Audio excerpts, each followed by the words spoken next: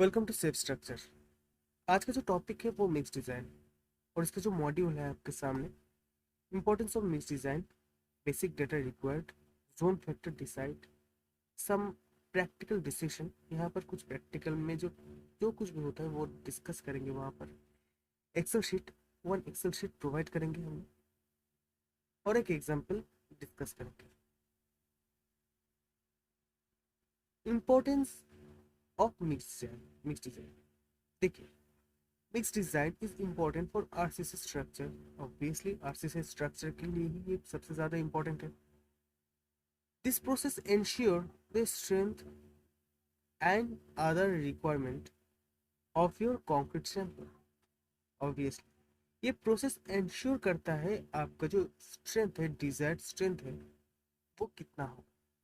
आपका desired strength अगर 40 Newton पर एम स्क्वायर का है या M40 का है, तो वो स्ट्रेंथ आपको मिल रहा है या नहीं, ये दिस प्रोसेस इंश्योर करेगा। Must adopt miss design for M20 और मोर ग्रेड। M20 या उससे ज़्यादा ग्रेड के लिए आप मिस डिजाइन ज़रूर अडॉप्ट कीजिएगा। This process ensure material quantity necessity.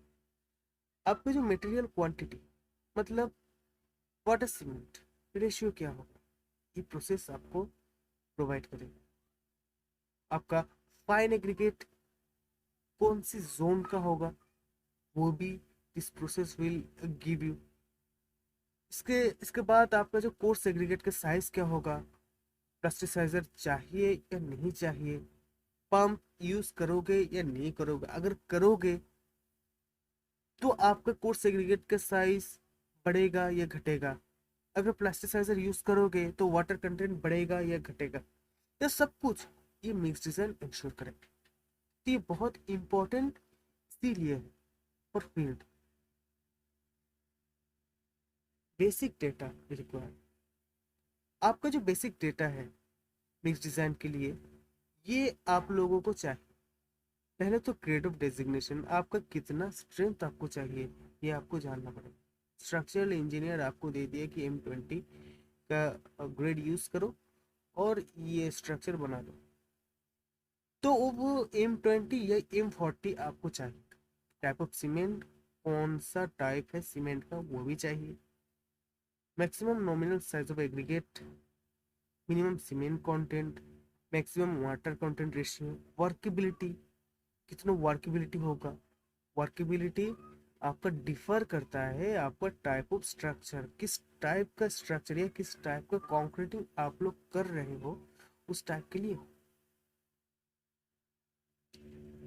Ensure condition as per table 4 table 5 of IS 456। किस टाइप की कंडीशन है, सीवियर कंडीशन या मॉडरेट, किस टाइप का कंडीशन है वो टाइप का इंश्योर करना पड़ेगा। Maximum temperature of concrete at the time of placing. Method of transportation, किस मेथड से आप ट्रांसपोर्ट कर रहे हो and placing. Earliest strength requirement if required, अगर आप अर्ली स्ट्रेंथ चाहते हो या नहीं चाहते हो। टाइप ऑफ एग्रीगेट, किस टाइप का फाइन एग्रीगेट यूज कर रहे हो, कौन से जोन का फाइन एग्रीगेट है, कौन से साइज का कोर्स एग्रीगेट है, ये सब कुछ। मैक्सिमम सीमेंट कंटेंट, कितना ज़्यादा सीमेंट आप प्रोवाइड कर पाओगे। और एडमिक्सचर चाहिए या नहीं चाहिए आपको वर्केबिलिटी के हिसाब से। Zone factor decide. देखिए, आप एक बड़ी कंपनी में काम कर रहे हो जो लोकेटेड है दिल्ली में, और आपका एक प्रोजेक्ट मिला है केरला में, तो आप क्या करोगे। आपका जो प्रोजेक्ट है केरल में, आप वहाँ पर दिल्ली से सब कुछ पेपर वर्क जो भी है, डिज़ाइन हो गया, मिक्स डिज़ाइन हो गया, प्लान, सब कुछ बनाकर आप लोग केरला में भेज चुके हो। लेकिन आपका जो मटेरियल है वो दिल्ली से तो नहीं जाएगा ना केरल में, बहुत हेवी कॉस्ट होगा, वो नहीं होता भी नहीं है। तो क्या करेगा वहाँ का जो लोकल प्रोजेक्ट मैनेजर है, वो वहाँ से लोकल से मंगवाएगा। वो अगर लोकल से मंगवाएगा तो आपका जो इंजीनियर है वो कैसे इंश्योर करेगा कि आप किस हिसाब से फाइन एग्रीगेट दे रहे हो? तो वो इंश्योर करेगा इसी हिसाब से, ये जोन के हिसाब से वो आपको बता देगा कि आप जोन 2 या जोन 3 का सैंड और फाइन एग्रीगेट यूज कीजिए। तो ये बहुत ही प्रिसाइज हो गया फाइन एग्रीगेट का। वो अगर प्रिसाइज हो जाएगा तो स्ट्रेंथ भी बहुत ही अच्छा होगा, कोई गलत होने का कोई खतरा ही नहीं। तो ये जोन फैक्टर आप कैसे डिसाइड करोगे? देखिए ये एक टेबल है, ये जो टेबल है इस टेबल में कुछ परसेंटेज दिया हुआ है। आप पहले जिस टाइप का आप सैंड लोगे, जहां से भी सैंड लोगे, उस सैंड का सीप एनालिसिस करोगे। और सीप का साइज क्या रहेगा? 10 mm से 150 mm तक। ये देखिए ये वाला, ये पूरा जो सीप है ये सीप का साइज है। ये साइज लेकर आप सीप एनालिसिस करोगे और सीप एनालिसिस करके उसका जो डेटा है, पासिंग परसेंटेज है, उस डेटा को आप इस टेबल से मिलाओगे। जिस टेबल का या जिस जोन का ये बहुत ही करीब आ गया, आप उसी जोन को कंसिडर करोगे। या मान लीजिए कि आप जोन 2 को कंसिडर करोगे किस हिसाब से? देखिए पहले तो 10 mm का जो है वो हर एक परसेंटेज में 100% पास कर जाएगा, क्योंकि फाइन एग्रीगेट का साइज 4.75 से ही शुरू होता है। ये 10 mm क्यों यूज किया जाता है? इसके यूज करने का रीजन है, जो बड़ा बड़ा कंकर है, सब जो भी चीज है वो पहले ही आपके जो सैंपल है वो सैंपल से रीड ऑफ हो जाए, इसीलिए ये 10 mm यूज किया जाता है। उसके बाद जो भी आपका डेटा निकलेगा उस डेटा को इस डेटा से कंपेयर कीजिए, किस डेटा का बहुत करीब है। जिस डेटा के बहुत करीब है वो जोन हो गया। Some practical decision. देखिए आप जोन डिसाइड कर चुके हैं, आपका जो भी है, आपका प्लास्टिसाइजर, सुपर प्लास्टिसाइजर, सब कुछ डिसाइड कर चुके हो। करने के बाद आप भेज दिए, वहां पर आप देख रहे हो कि आपका जो वर्केबिलिटी वो नहीं आ रहा, तो पानी डालना पड़ेगा, लेकिन आप डाल नहीं पाओ। आपका क्या डालना पड़ेगा? प्लास्टिसाइजर, सुपर प्लास्टिसाइजर, कुछ भी। तो अगर वो डालोगे तो ऑब्वियस सी बात है कि आपका जो वाटर कंटेंट है वो घटेगा।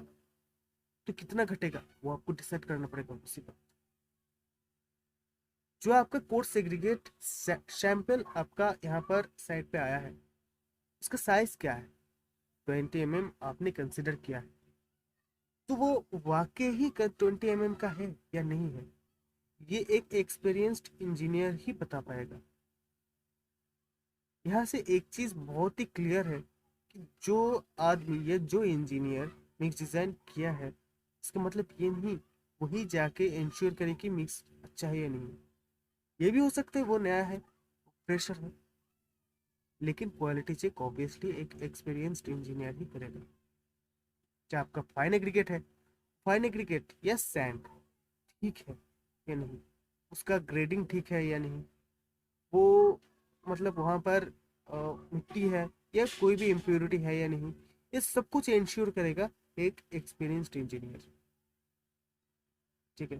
तो एक चीज मैं आपको बता दूं, जो भी साइट पे इंजीनियर रहेगा, आपका जो सैंपल है उस सैंपल से जरूर क्यूब टेस्ट या कंप्रेसिव स्ट्रेंथ टेस्ट करके रखिए आपकी सेफ्टी के लिए। ये प्रोटोकॉल में भी है और आप भी करके रखिए फ्यूचर के लिए। ठीक है। कभी स्टोरी टाइम वीडियो बनाऊं तो आप भी जान पाओगे कि इसका पीछे क्यों मैं इतना फोर्स दे के ये बात बता रहा हूँ। लेकिन कंप्रेसिव स्ट्रेंथ टेस्ट जो है वो करके रखिए। तो ये सारी चीज़ है, आपका जो साइट पे जो इंजीनियर रहेगा वो उसको ख्याल रखना पड़ेगा। पहली बात तो फाइन एग्रीगेट का हो गया, कोर्स एग्रीगेट का हो गया, सीमेंट का भी हो गया। तो जितना रेशियो बोला गया उतना रेशियो आप दे रहे हो या नहीं, वर्कमैनशिप कैसा है, कैसे आप लोग इसे प्लेस कर रहे हो, पंपिंग कर रहे हो नहीं। आपका समटाइम क्या होता है कि एक इंजीनियर आपको दे दिया कि देखिए ये है आपका हमारा मिक्स डिज़ाइन, तो उस हिसाब से आपने साइड में गया और प्लेस करने गए तो देखा आपने कि ये सीधी तरह से तरीके से नहीं होगा, आपका पाम का यूज़ करना पड़ेगा। अगर आपको पाम यूज़ करना पड़ेगा तो कोर सेग्रीगेट का परसेंटेज भी घटाना पड़ेगा। तो वो सब चीज़ आपको साइड में जाकर ही पता चलेगा। ठीक है। तो ये एक्सेल शीट, यहाँ पर हम लोग एक एक्सेल शीट देंगे। वो एक्सेल शीट ये देखिए, वो एक्सेल शीट ये है। यहाँ पर सिर्फ जो येलो बॉक्स है वहाँ पर आप इनपुट दोगे, सिर्फ वहीं पर इनपुट दोगे। ये पर यहाँ पर आपको समझने के लिए सब कुछ है। देखिए यहाँ पर टेबल दिया हुआ है, सब कुछ जो टेबल प्रेफरेंस के हिसाब से चाहिए आपको, जिस भी कोड का हो वो यहाँ पर दिया हुआ है। देकर फाइनल रिजल्ट आपको यहाँ पर मिलेगा। ठीक है, तो ये एक्सेल शीट मैं अपलोड कर दूंगा।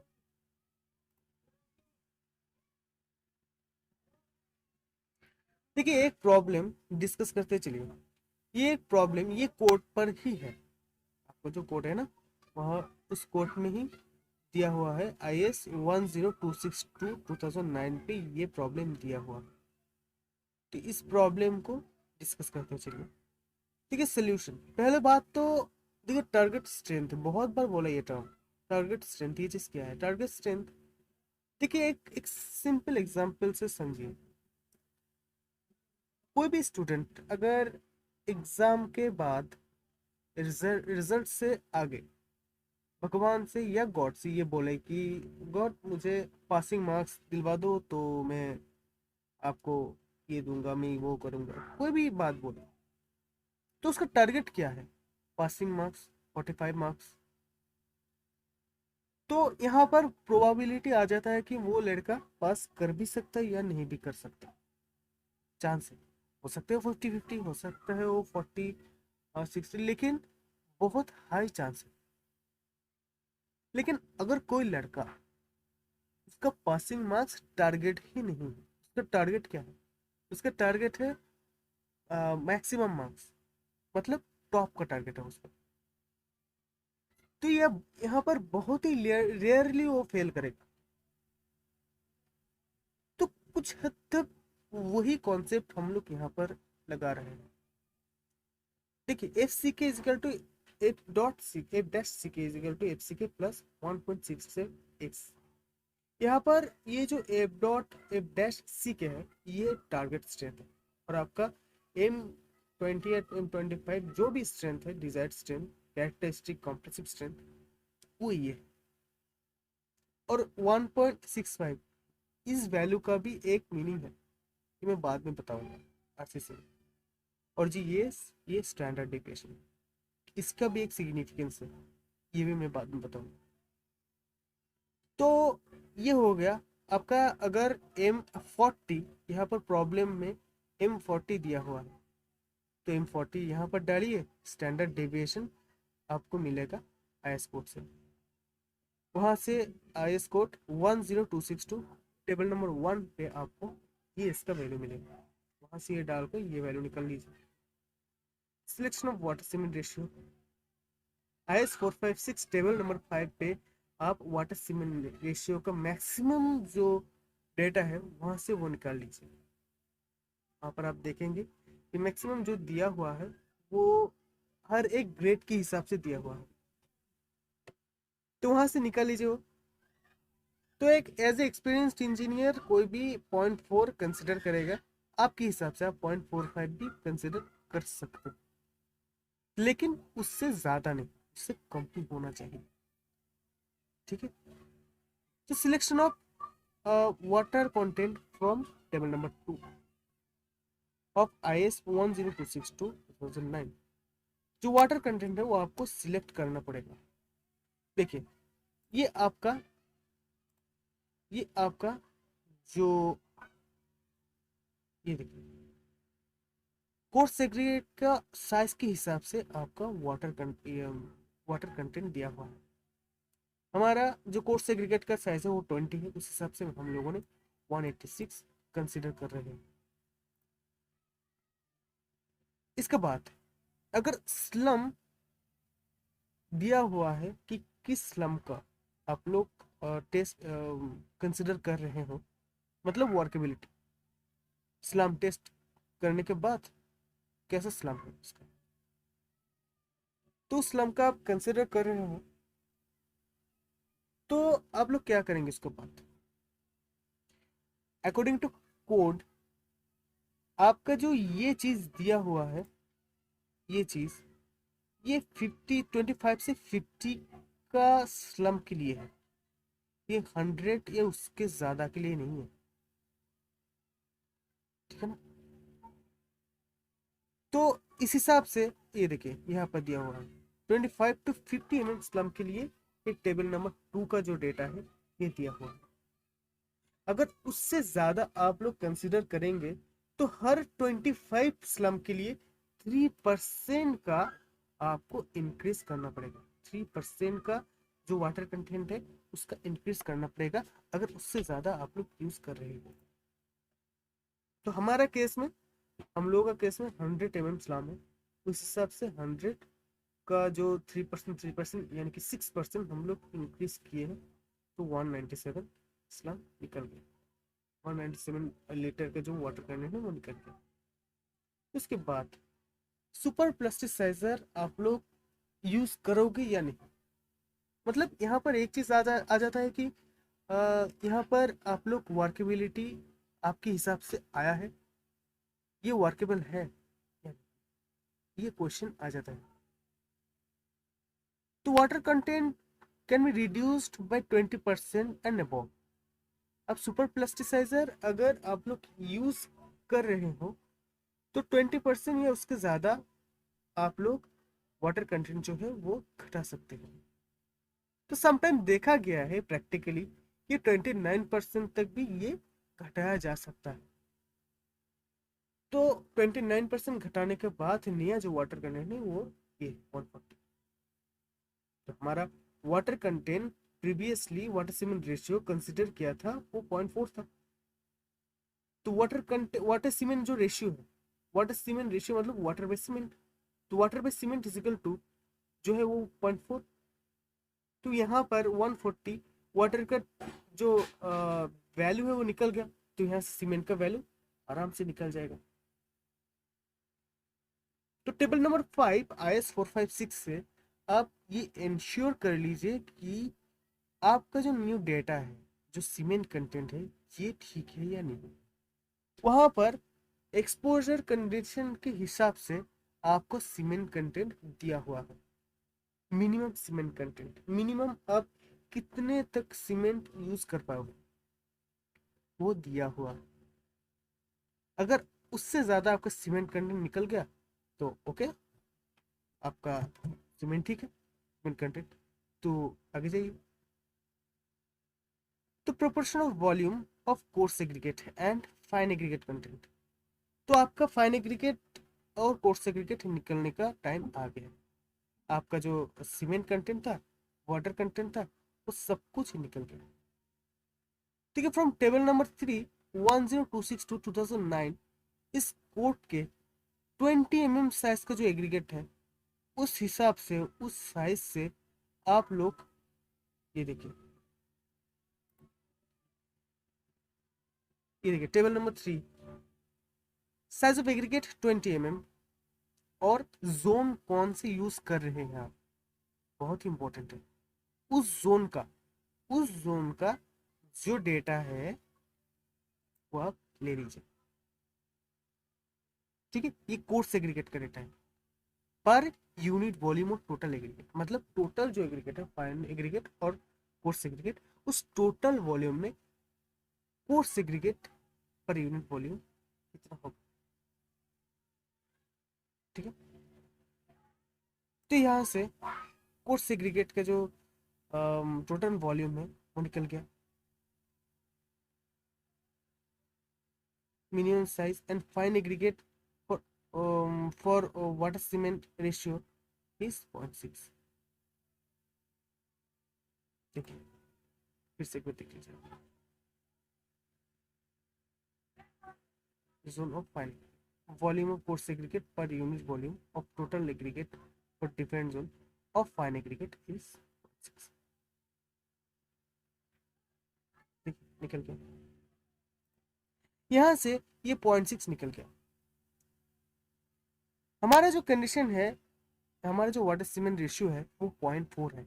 लेकिन यहाँ पर एक इंटरेस्टिंग सा चीज़ है, वो है यहाँ पर जो जो ये डेटा है, ये हमारा जो टेबल है, ये ये वाटर सीमेंट रेशियो ऑफ 0.5 के लिए है। देखिए water cement ratio table 3 for water cement ratio 0.5, ये 0.5 के लिए।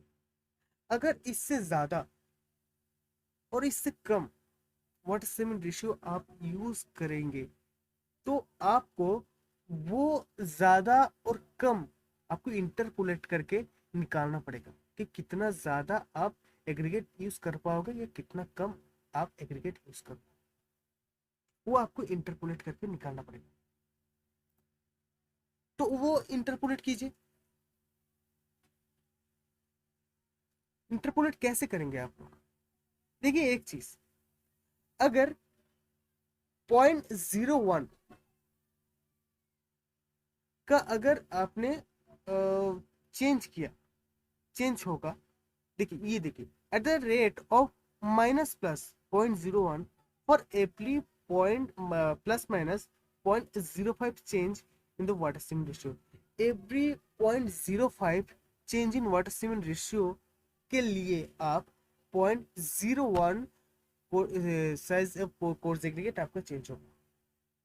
देखिए यहाँ पर गौर करने वाली बात जो है, यहाँ पर माइनस प्लस है और ये प्लस माइनस है, मतलब अगर 0.05 आपको वाटर सीमेंट बढ़ाना पड़ा तो 0.01 आपका कोर्स सेग्रीगेट का साइज घटाना पड़ेगा। सिमिल्टेनियसली अगर 0.05 कोर्स सेग्रीगेट का size, sorry 0.05 water cement ratio अगर घट गया तो 0.01 कोर्स 0.01 कोर्स सेग्रीगेट का साइज आपका बढ़ जाएगा। 0.01 0.05 आपका वाटर सीमेंट रेशियो का साइज अगर घट गया, तो हमारा केस में जो वाटर सीमेंट रेशियो है वो 0.5, तो उस हिसाब से 0.5 मतलब 0.5 करके 2.5 मतलब 0.1 वाटर सीमेंट रेशियो 0.5 से कम है। तो उस हिसाब से 0.01 करके 2 बार कोर्स सेग्रीगेट का साइज बढ़ेगा। Got it? समझ रहे हो ना? अगर घटेगा, वाटर सीमेंट रेशियो अगर घट रहा है 0.5 से, तो कोर्स सेग्रीगेट का साइज बढ़ेगा। अगर ये बढ़ेगा तो वो घटेगा, अगर वो घटेगा तो वो ये बढ़ेगा, इनवर्सली है। तो उस हिसाब से ये कितना बढ़ेगा घटेगा, 0.05 अगर घटेगा या बढ़ेगा तो वो 0.01 घटेगा या बढ़ेगा। कौन? कोर्स सेग्रीगेट 0.01 घटेगा या बढ़ेगा। तो हमारा जो कंडीशन है, इस कंडीशन में 0.1 घट रहा है, तो इस कंडीशन में 0.05 बढ़े, 0.02 बढ़ेगा। ठीक है ना? तो फाइनली जो फाइनल जो कोर्स एग्रीगेट का साइज है वो 0.6 से बढ़कर 0.62 हो गया। तो यहाँ पर पंपेबल कंक्रीट, यहाँ पर pumpable concrete this value should be reduced by 10%। आपका पंप यूज कर रहे हैं, यस और नॉट? अगर कर रहे हैं तो 10% तक आपका जो कोर्स सेग्रीगेट है वो घट जाएगा। तो फाइनली जो टोटल जो कोर्स सेग्रीगेट है वो 0.56 है। तो टोटल हम लोगों ने कितना एग्रीगेट कंसिडर किया था? 1,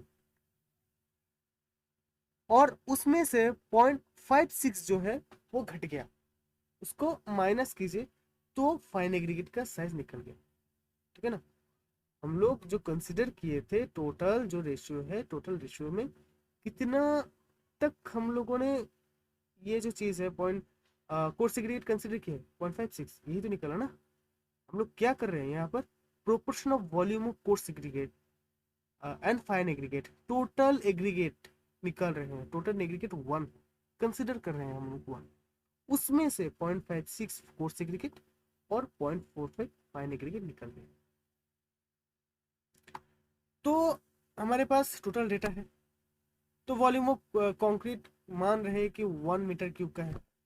तो वॉल्यूम ऑफ सीमेंट, तो सीमेंट का वॉल्यूम का जो फॉर्मूला है, mass of cement by specific gravity into 1/1000। ठीक है ना। तो यहाँ पर डेटा पुट कीजिए तो मिल जाएगा। इसी तरह से वॉल्यूम ऑफ वाटर, तो mass of water specific gravity by specific gravity और 1/1000। सुपर प्लास्टिसाइज भी आप लोगों ने यूज़ किए हैं, तो उसका स्पेसिफिक उसका जो स्पेसिफिक ग्रेविटी है, उसका जो मास है वो भी यहाँ पर बिठाएगा, तो वो भी निकल जाएगा।